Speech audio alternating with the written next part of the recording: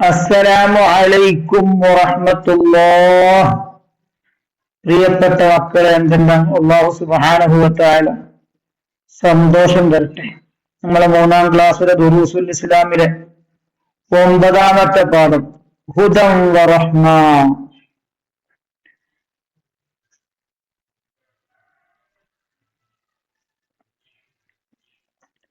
വായിച്ചോക്കണം. മൂസ നബി അലൈഹിസ്സലാമിനെ അല്ലാഹു തആല തൂരി സീന പർവ്വതത്തിലേക്ക് ക്ഷണിച്ചു.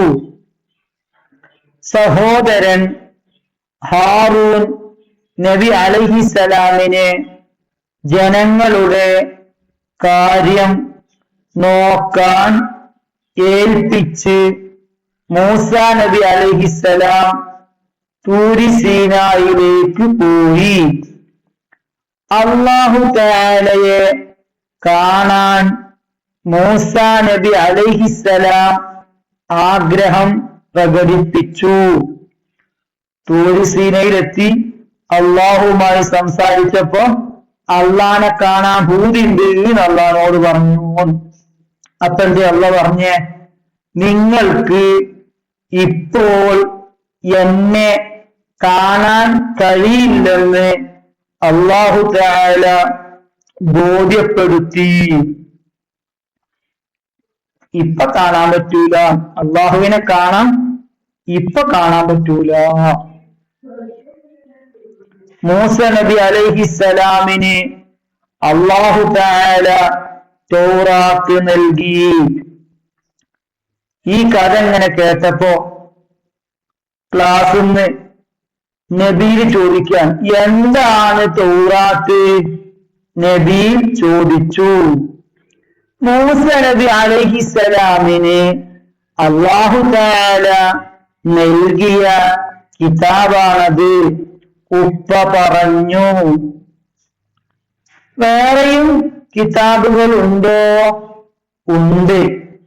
ദാവൂദ് നബി അലൈഹിസ്സലാമിന് സബൂറും ഈസാ നബി അലൈഹിസ്സലാമിന് ഇഞ്ചീലും നമ്മുടെ നബി മുഹമ്മദ് സ്വല്ലല്ലാഹു അലൈഹി വസല്ലമക്ക് വിശുദ്ധ ഖുർആനും അല്ലാഹു തആല നൽകിയിട്ടുണ്ട്. അപ്പൊ 4 കിതാബായിട്ടോ.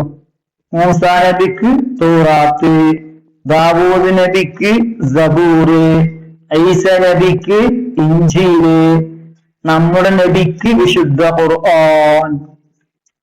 അതുപോലെ ആദം നബി അലൈഹിസ്സലാമിന് 10 ഏടുകളും ശീത്ത് നബി അലൈഹിസ്സലാമിന് 50 ഏടുകളും ഇദ്രീസ് നബി അലൈഹിസ്സലാമിന്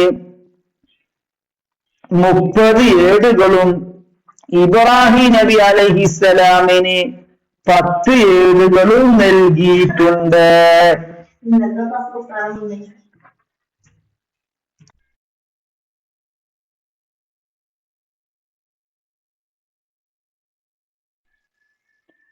അപ്പോ അല്ലാഹു തആല ഇപ്പോ 100 ഏടുകൾ ഇറക്കിയിട്ടുണ്ട്. അങ്ങനെ 10 ആദം നബി അലൈഹിസ്സലാമിന് കൊടുത്തു.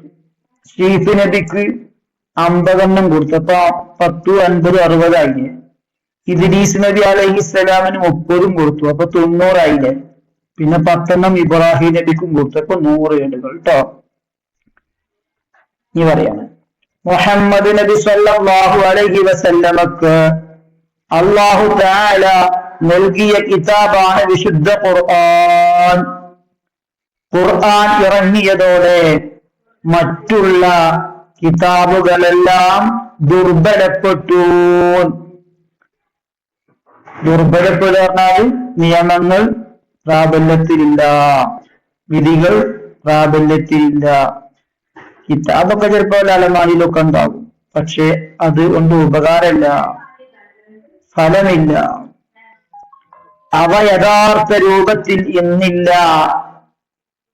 ആ പേരുകൾ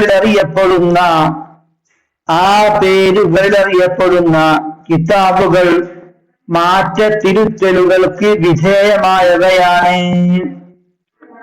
കാരണം തൗറാത്താണെങ്കിലും ഇഞ്ചീലാണെങ്കിലും ഒക്കെ ഓരോ കാലത്തുള്ള നേതാക്കന്മാർ, പണക്കാർ അവരുടെ ആഗ്രഹങ്ങൾക്കും താല്പര്യങ്ങൾക്കും ഒത്ത് അതിലൊക്കെ പുരോഹിതന്മാർക്ക് പണം കൊടുത്ത് മാറ്റങ്ങൾ വരുത്തിയിട്ടുണ്ട്. അപ്പൊ അതുകൊണ്ട് ഇറങ്ങിയതുപോലെ ഒന്നില്ല.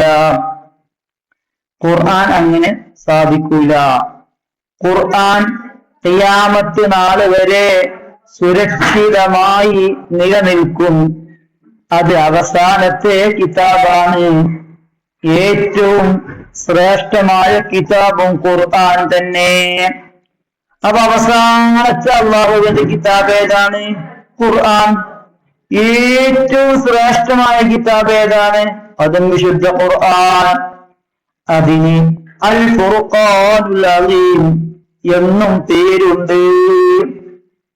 വിശുദ്ധ ഖുർആനിന്റെ മറ്റൊരു പേരാണ് അൽ ഫുർഖാനുൽ അസീം. ഖുർആൻ അനുസരിച്ചു ജീവിക്കാൻ അല്ലാഹു തആല നമുക്ക് തൗഫീഖ് നൽകട്ടെ. എല്ലാവരും ആമീൻ പറഞ്ഞു.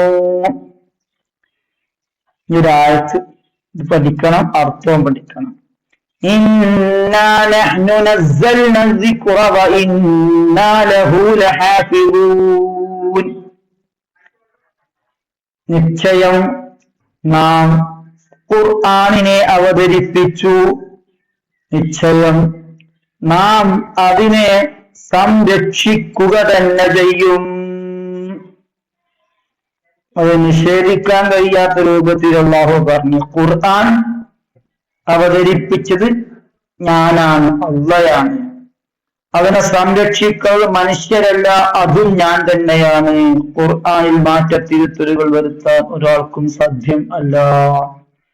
പടച്ച റബ്ബേ നീ സ്വീകരിക്കണേ റഹ്മാനേ. നിങ്ങളെ ഉമ്മ ഉപ്പ ഉസ്താദുമാർക്ക് പൊറത്തു കൊടുക്കണേ അല്ലാഹ്. അവർക്ക് നല്ല ആരോഗ്യവും ആഫിയത്തും നിന്റെ ഇഷ്ടത്തിനായി എത്തിക്കൊടുക്കണേ അല്ലാഹ്. റബ്ബേ ഞങ്ങൾക്കൊക്കെ നല്ല ബുദ്ധി